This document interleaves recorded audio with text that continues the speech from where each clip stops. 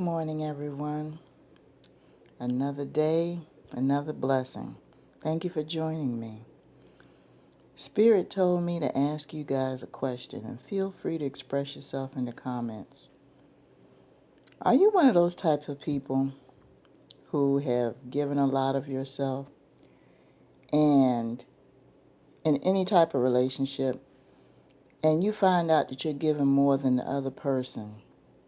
You finally decide that you're going to discontinue the relationship, be it a job or family member or romantic relationship, because you realize you're not getting anything out of all the effort that you're putting in, and the other party or parties is not putting in as much effort as you are. You're feeling taken for granted.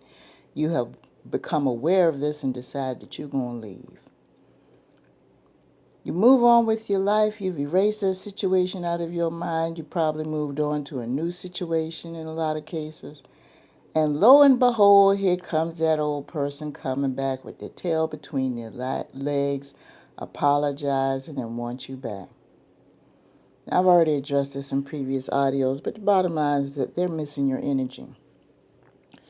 They thought that the grass was greener when they were out there doing whatever it is they want to do, putting other people ahead of you, putting other situations ahead of you, not paying attention to all the effort and everything that you put into the relationship, going above and beyond what is requested because you're madly in love with this person, you're showing loyalty and compassion, and that person took it fully for granted.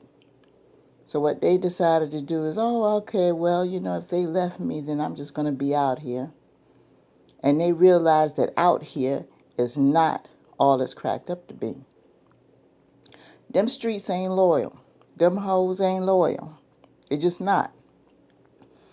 So because of that, they either wind up in a void, or they wind up getting involved in a situation or a person that treated them the same way they treated you, and they feel the sting of it. So deep down, these people actually do feel remorseful now. It's not an act. These people actually do feel remorseful. But the thing is they haven't thought things through. They feel remorseful at the time because they want it back, because they realize they can't get it anywhere else. There goes the fan coming on. I do apologize. They realize they can't get it anywhere else. So here they are coming to you, wanting to talk to you. Oh, well, maybe we could do dinner. Maybe we can go out to drinks and everything like that. That is, even if you bother to answer their phone or text or DM. Some of you just don't do it because you want to be entertained by what kind of BS they're going to tell you. As I stated before, they feel deep down these feelings. They really do. But the thing is they haven't checked themselves, because what's going to happen is if you choose to take them back, they're going to go right back into that mode. And some of these people can't help themselves. I've seen it on jobs where you have a supervisor who just doesn't get it. They keep getting involved in the same negative situations with debts and clients and work performance and employees all the time because they will not listen. They take everything for granted. They think they are the prize. So anybody who works for them, they feel they're doing them a favor by giving them a job. They have a revolving door of employees because they don't have anybody that stays with them more than a year or two. Their finances are always in jeopardy because they always got to rob Peter to pay Paul, move money between accounts. Let me tell you something. If you're a really good business person and you have multiple accounts, there is no need to move money around because all those accounts are stable. All those accounts are filled. You see, a lot of people, you can't tell them that. The expense account is the expense account. That's it. It's good. You don't have to take money from the investment account to put in the expense account because you're not keeping track. Your payroll account is good. You don't have to borrow from the shareholder account to turn around and put money in the payroll account. Your finances are in jeopardy whether you choose to believe it or not. Just because you're able to put your hands on some money doesn't make it stable. Because you are moving money around. You're not making any money. You're moving money around, but you're not earning anything. And you don't want to take any suggestion. You don't want to improve your skills or anything in regards to having your account stay separate and designated so you won't have to do all of this extra stuff.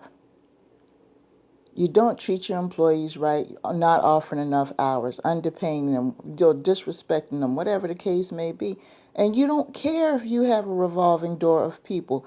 But the thing is, it's going to sacrifice your work quality if you have all these different people coming in all of the time when you're trying to put out a product or a service.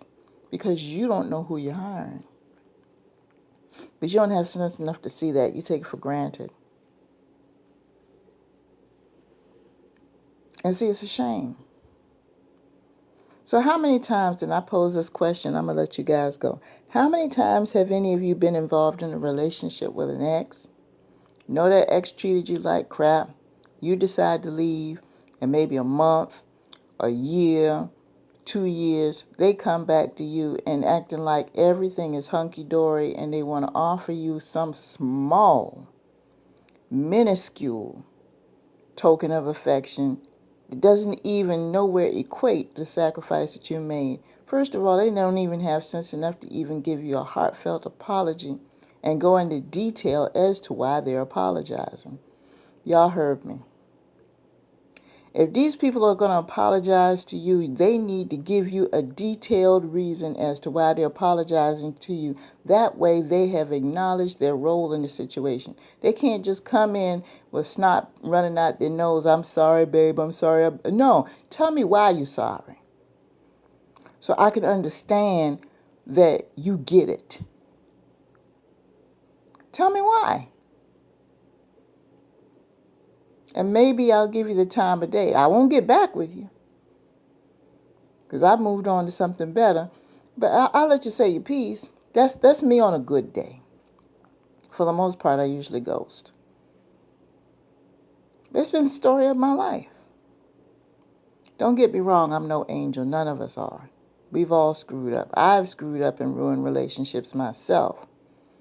But if you equal the numbers versus the ones where I screwed up versus the ones that screwed me, believe me, the ones that I screwed up is a small number compared to the ones that screwed me.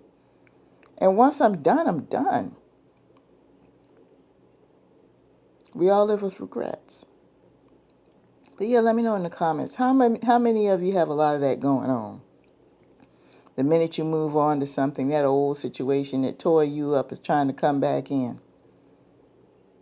It's kind of funny, isn't it? So with that, I'm going to go ahead and let you guys go. Have a great day.